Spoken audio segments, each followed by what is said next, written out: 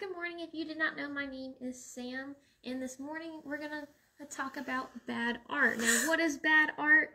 Anything can be bad art. Even good art can be bad art. This actually ties into our teen Zoom meeting next Monday on opposite day. So instead of making good art, we're going to be making bad art. And just real quick before I kind of talk about the bad art and just what we'll be doing for next week's Zoom, I want to let you guys see my dog portrait. If you who didn't see last week's video, you'll know what I mean. But that is me as a dog, a royal dog to be fair. And if you need a reminder, that's what human me looks like. And then there's dog me. I thought I'd just show you guys. And if you who have made a portrait or maybe even an animal portrait, we would love to see it. As always, you can always post it on Facebook or Instagram and tag the Denton Library. Alright, and so what is bad art? Like I said, it can be anything from good art to actually bad art. And experienced art, a lot of artists have had bad art, even the best that you've kind of considered. Susan's even pointed out this looks very much like Picasso art, or just kind of abstract art, or it can be considered bad art. Van Gogh had bad pieces of art, and a lot of art history revolves around bad art. And so I don't want to spoil everything or give you too much because I would like to see you guys this following Monday on our team Zoom meeting. If you haven't signed up, if you'll come in, or you can call the library and we'll just need your name, a parent's email, maybe even yours, and you will have to get on Zoom. We are making kits. This is a little envelope. I'll give you a sneak peek. There's a little bit of everything in there. There's pictures, there's eyes, there's little paint samples, and we'll go with some papers and activities that we'll do on Monday. And you don't need a kit to join in the Zoom. It's just there if you don't have a lot of paper stuff at home. I know I have probably too much paper at home. And so these are just kind of examples of what we will be doing. These are kind of a Franken face here. That's why I would call it, because it looks very Picasso, Frankenstein, whatever you want to call it. It's bad art. And then this kind of exercise with scribbles in the background kind of looks like I just drew on top of a toddler's drawing.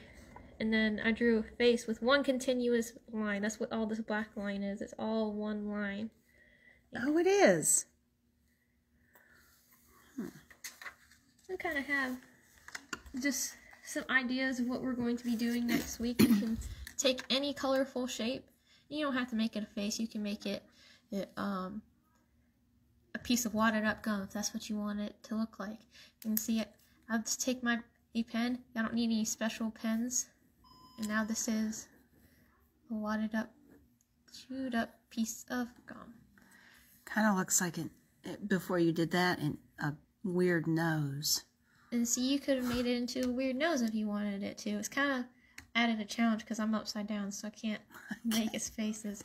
And this is what I was talking about with our one line. Again, I'm going to do it upside down. You don't have to stay within the colorful line. I'm going to draw a cat.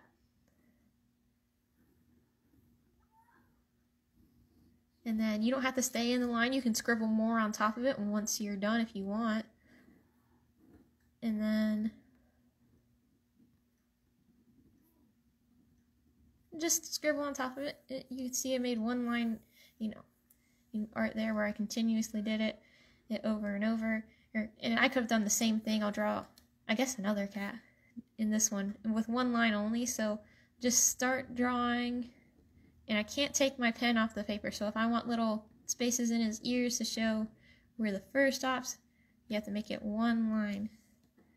And it's going to look a little odd because it's one line, and usually you think about it separating. But here is a cat done in one line. Oh, that's good, Sam. And see, I always forget to draw the pupils, so you can, I'm not saying it has to be exactly one line. If you want to go back and finish it, give them some whiskers. But that's just a couple of examples of it that we're going to be doing. We're going to be talking about art history, failed old art history, failed restorations, and like the funniest example to me is like how people, when they would paint sometimes Renaissance, sometimes different things. They could only paint faces because that's what everyone focused on. And so there was this cat who has a human face because they don't know how to draw cats like that. And then I do have some books for you guys. It's both nonfiction and fiction if you want to get ahead on this kind of art curve. We have 2 young adult fictions. There's Girls in Pieces and I'll Give You the Sun, both dealing with art and artists and how they use their art to help them in the situations that they're in. We also have just some nonfiction art history. Maybe you can find examples of bad art in here or what maybe you think is bad art. And just an entire visual encyclopedia. I know this one's a lot bigger, but it is a lot more pictures than words, thankfully, because it's art.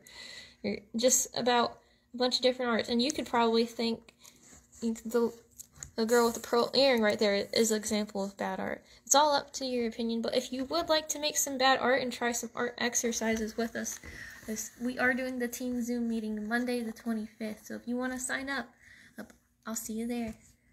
Bye, see you next week.